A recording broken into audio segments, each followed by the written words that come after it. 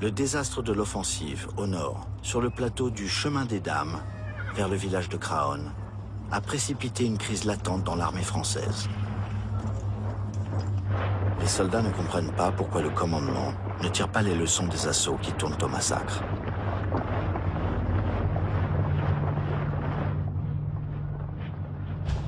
Le général Pétain est maintenant commandant en chef. Il a la réputation de porter plus d'attention à la vie humaine que les autres généraux. Ce qu'exploite le service cinéma de l'armée française. Pour calmer les contestations, les cinéastes militaires mettent en scène Pétain dans une séquence paternaliste et démagogique.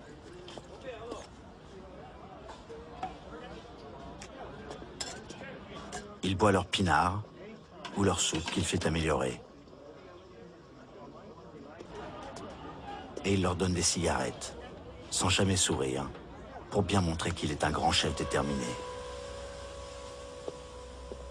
Les tribunaux militaires ont condamné 3500 mutins, 1380 à de longues peines de prison, 600 à mort, dont 57 exécutés.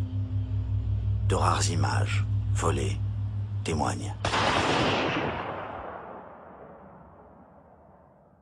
Au printemps 17, dans une lettre saisie par le contrôle postal, un soldat français écrit « Si les femmes savaient ce qui se passe, toutes ensemble, elles s'entendraient pour finir la guerre. Elles diraient « Il faut notre mari, à bas la guerre ».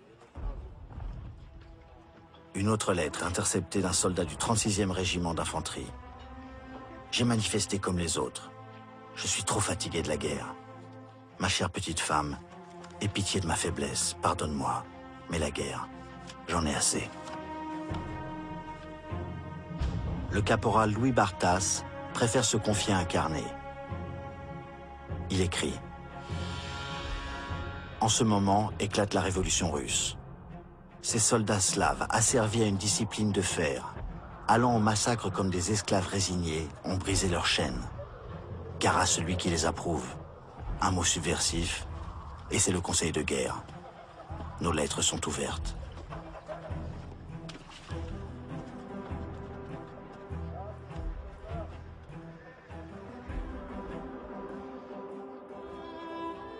Les 10 milliards de lettres échangées pendant toute la guerre ont souvent permis à des hommes de rester en vie.